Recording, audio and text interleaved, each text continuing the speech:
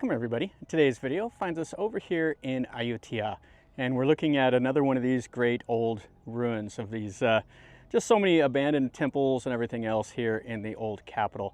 And what we're going to look at today is we're going to take a look at two, or maybe it's three different temples. We're going to look at Wat Sangka Tha and Wat Sangka Tha. Those are presumably separate temples, but they also are basically on the same footprint. So you could consider them two or one. And then we're going to go look at an old abandoned chedi that's over here. That's Wat Chedi Yai, or the Great Chedi, or the Big Chedi. So let's walk around here and let's see what we see.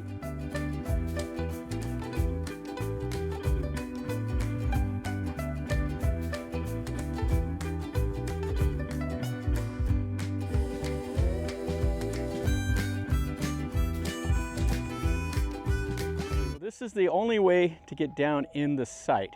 You got to come down through like the park maintenance area, and then you come over this little like levee here, and it's all moats and everything. I came here a couple years back and there was waist-high grass out here, and it was quite difficult to get around.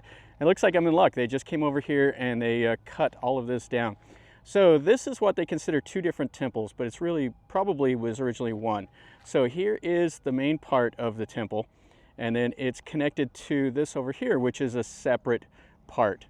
And then Wat Chedi Yai is just over there, and you can see it kind of sticking up. It's missing the top of the fanal.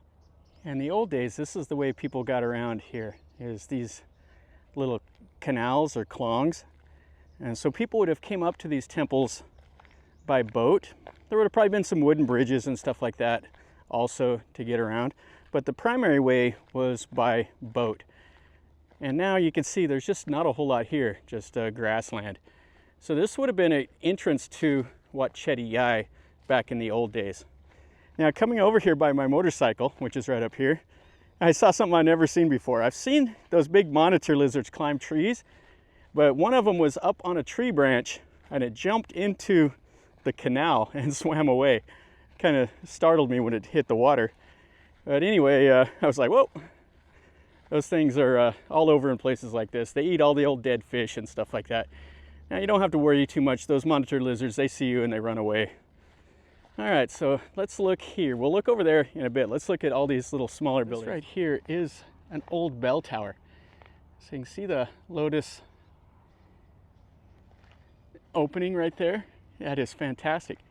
So the bell would have been up here, and they probably would have had a wooden ladder or something like that to get up here to where they could ring the bell. And it's missing the top. And this would have been another one of those lotus bud windows. Now the meaning of this temple is like the True Monkhood or something like that. Wat Chedi Yai is the Big Chedi. Now they say that King Borommakot, when like the 1750s or so, they have an account where they had a monk come over here to meditate, to pray, to make sure that they had good weather while they were building another temple. So they used prayer and meditation back in the old days to stop the rain or make it rain, the same as basically we do today. This here is the wihan, and we're to the north of those chedis over there. And this is what they say is part of the second temple here on this site. And it's just down to the base. Now, right over here, this would have been the raised platform for the monks. And they say that the walls were load-bearing, and you can see how thick they are. They say that was like a Western style that they would have done. They'd have used the Western style building techniques in places like this. Most of them you'd see the columns here in the middle that would have supported the roof, but some of these, like especially in the late Ayutthaya, they had a lot of influence from the Portuguese and the French and everybody, so they learned from them. And then this would have been where the Buddha would have been sitting, and you can see what's left of it, a little sandstone Buddha right here. Not much to see here. There would have been a door over here that you could have taken out to go over here to the main part of the ruin. This chedi right here is on the western side of the site, and it is fantastic. So it's missing the very top, So this would have probably been like a Sangka Thae style top on it. And then you can see here how it's on an octagonal base, and then it has the indented corners, and then it has these little niches on each of the 4 cardinal directions over here with the Buddha image in each one. And you can see over here, so this would have been the course of brick, and it would have been stuccoed, and it would have plastered it all around. And then up here would have been the same. The image is missing all the way from here. And a little bit of the Chedi part is gone also. Kind of looks like somebody's taken a giant bite out of this end of it. And there would have been the perimeter wall here, and then the moat out here, and a couple smaller Chedis, the normal stuff that you would have seen. And then another image right here. You could just see the outline of it. Most of it's kind of sloughed off over the years. Yeah, really a cool little Chedi. I like that one a lot. I like that style better than the bell shape that you see, like the one we'll look at last. Now here is another little wihan, and you can see there is a lot of plaster work here on the bottom. You can see how much of it they put. I mean, there's 2.5, 3 inches of plaster work here, and they would have kind of bowed this in the middle like a boat. This would have been a fantastic haul. All right, let's go inside of it and let's see what it looks like in there. And this would have been the entrance over here on the east. You can see the brick and the stucco work here. It's kind of separated from the foundation. And then they would have had a little balcony over here. And there would have probably been an image up here on it. And then this is inside this. So the other one had the bench for the monks on the north side. This is on the south side here. And then this is more of a traditional Thai style with the load-bearing columns. And they would have been in the shape of an octagon. You can see here. That would have been the Ayutthaya style. So we would have had an image there, the main image right there, and then a smaller image right there. And they're completely gone. There's no traces of them left. And then you can see the main prong right behind it. And this is pretty cool right here. This is one of the ceramic tiles. You see they put that little thing in there to kind of hook it into place up on the roof.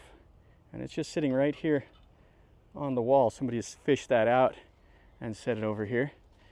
Okay, let's look at this and then we'll walk over to Chedi Yai.